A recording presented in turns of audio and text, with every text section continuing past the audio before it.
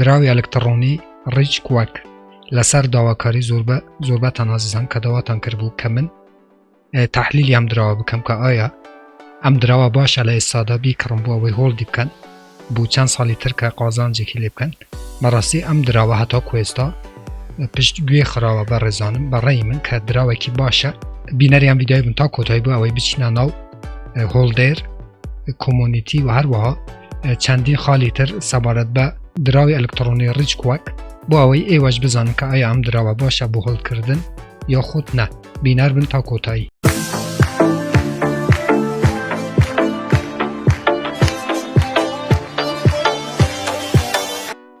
بناوی خواه سلاو هاوران هیوام در شونه بن ساخو سلامت و تندروز بن انشالله مرزان دیسان آم نهات مؤین لخزمت ایوه و پیشکش کردن ویدیوی که تر لزنجیر ویدیوکانی بده سنان پاره لانترنت لپیجی فیسبوکی بده سنان پاره لانترنت هر و حالا چنل یوتیوبی بده سنان پاره لانترنت و برزانه که یکم جاره و چنل بینن لیره چنلی بده سنان پاره لانترنت کمن نهات مؤین هفتانه 4 ویدیو لره و چنل و بلاوه کموه که و بی برانبر دتوان دراوا الکترونی اکان و هر وها دولار امریکی به دست بهینن بو اوی ای و هیچ اکلا ویدیو اکانی دهاتو لدست ندن کمی بلاوی آنه کماوه چنل که سابسکرایب بکن زنگولای تنشش چالاک بکن بو اوی هر کاتی کمی ویدیو یک اپلود کم یا خود بلاوه کماوه یوتیوب لاره نوتیفیکیشن و ای و اگادار بکاتوه و یکم کسبن که به ویدیو اکان ببینن بله برزانم دراوی الکترونی ریچ کوک یکی که لو دراوانه که بر راستی تا کوی سالا پیش جه خراوه هرچندن پیشتر ویدیو کشم لسرم دراوا دروست کردوه بلام بر رای من امش دبیت ممکنه که لدهاتو دا زور کس لرای ام ممکنه و بر راستی اگر صبر و تعاملی نبی و کمی کش بازار خوش ببی بر راستی ام ممکنهش جی او هیا که ایوه لاینی کم چند دولارک 20 دولارک لم دراوی تان هبی بکرن بو اوی لاینده دا براستی خیرکی باش لم دراوی بکن اوی که جی سرنجا بو من نزیکی 2 میلیون کس هم دراوان لواش لیستی خوان هیا که براستی زوره بو دراوی که هشتا ممکنه که براستی عددکی زوره و هر وها لردوبی لرنکی 275 کریپتو کارنسیه ولی استادا 1 2 3 4 5 6 7 8 0.80 1958 لاستادا معامله پیکری ولی ماوی 24 کات جمیری رابردو دا دل سطا برو حلکشان چوه و ایوه دتوانه نم دراوی لسر نیتورکی بایننسی بکرن که هر وقت وزانن که نیتورکی بایننس براستی حق دست یا خود فی زور کمتره لاسریوم و باشره ایوه زوربه او دراوانه تنها بی که لسر نیتورکی بایننسیه چون که براستی حق دستی زور کمتره و هر وقت لیران ایبینن که تیکیشی نشی ورگرتوه که ام صحیشینه عزیزان ام صحیشینه نشانه اوه که دراوکی مطمئنه پیکره ولی نو مرجعی کوین مارکت کپ اما زور گرینگه هر دراوک او صحیشینه هبه و تا قبول کراوه ولی استادا 78 میلیون دلار مارکت کپی هم دراوه و مارکت کپی تخمینی هم دراوه 178 میلیون دلاره و هر وها مارکت کپی ولومی 24 کات جمیری هم دراوه 1,761,936 دلاره و ام دراوه عزیزان و مکس ساپلای ام دراوه 100 کوارتریلیون و هر وها لاستادا 46 کوارتی ماوه اویتر دواتر چینا نو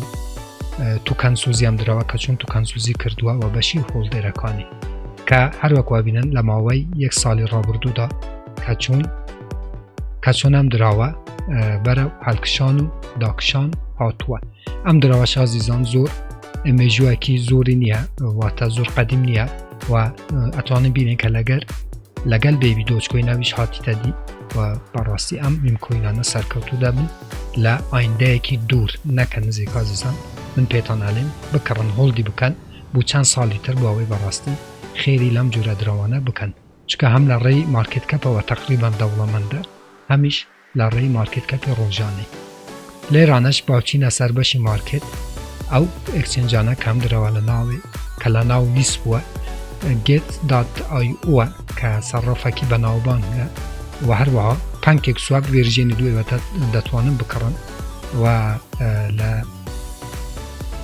ل بیتمارت امانش اکسچنجن عزیزان و هر وها لکوین تایگریش هم دراوه لیست بوه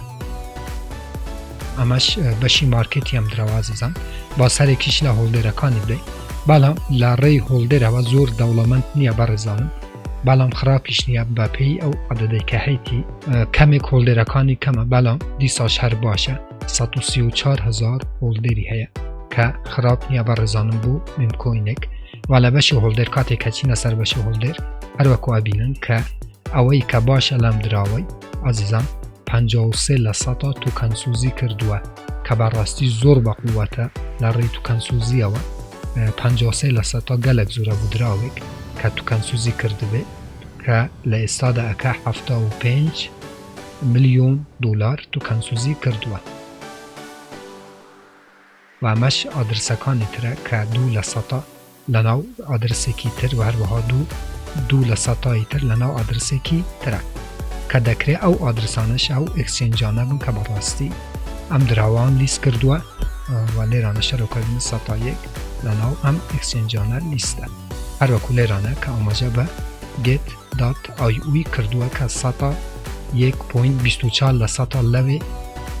معامله پیکره و هر وها پانکیک سوابیش و اکسچنج کانی تر اماش بشی هولدری ام دراوه بو عزیزان که بوی و شرحم کرد هر وکو گوتم که دراوه که زور باشاتی تا پیش لماوی یک ساله نزیکی 134,000 هولدری بخوی کو کردی توا اماش دتوانین مانای پی بکین لاین کم بای 20 دلار اکمان لو دراوی هبه و چین سر بشی تویتری هم دراوه بابزانیم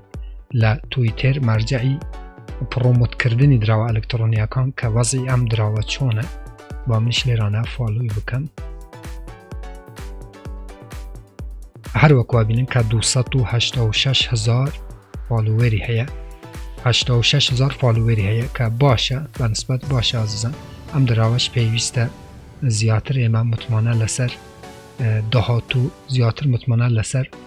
درش خایانی هم دراوه بکن بو اوی لدرش خایان دا هر وکو با ایمان بود نرخی برای هلکشان بچه اماش پیجی تویتری هم دراوه ایوه دتوانم بین ناوی عزیزان بو اوی زیاتر لدنگو باسی هم دراوه آگادار ببنوه من بوی هاتم بو اوی فالوورکانی ببینیم که 286 کی یا خود 1000 فالووریش کم نیا برزانم براستی بو ممکنک بر رای خوم عزیزان بو اوی من رای خوم در ببرم بو ام دراوه با ایوه را دگینم که هر وکو بوتم لانی کم بای 20 دلار تان هبه زور پاره داننیم بو ام ممکنانه بلام هر وکو گوتم ممکنه که بقوتیشه چونکه هر کاتیش که صفر بو صفر دبه چونکه اوانه بر رسمی نناسراون وکو کوین بلام اما خودی صحیشین و هولدرکانی و هر وها کمونیتی پیشان مانده که دراوه کی باشه بو آینده کی دور و منیش یک بخون سیقه و دراوه یکم اوی تریش سیگنالی کرنی عزیزان کرین و فروش نکن هر ضرر و قازانجک لأستوی خوتانه بلام یک بخون لاینی کم بای 20-40 دلاره کم دراوه یکرم و هولد یکم لناو تراسوالتی بو اوی چندین سالی تر انشالله که دراوه کی بقوته خیره کی باشم عدته بله عزیزان ام ویدیوش لسر داواکاری ایوه بو هر وکو بایوان بود رای خون در بری بو هم دراوه کی خراب نیه و صفرشی زوره ایوه بچندین دلارک دتوانین زیاتری نم دراوی بکرن و هر وکو گوتم که 53% عدده کی گلک زوره که تو کنسوزی کردوه براسی ایوه دتوانین ام دراوی را بگرن بو چند سالی تر و هر وکو لیرانم لبیر کرد عزیزان که لایستادا 46 کواتریلیونی ماوه ولی برزانم سپاسی و کم کتاکو حسابی نریم ویدیوهایی بود سپاس عزیزانم هر رخنه کامنت سیاره که بولاجیر ویدیو علی چنل یوتیوبون بنویسن من بچه هاوان جواب تاندم تا ویدیو اکیتر ویبسایت اکیتر اپ اکیتر و هر و برنامه اکیتر همو تان بخواهی بیاورس بیرم خواهیار و پناهی ایوه بید خواهتان لگل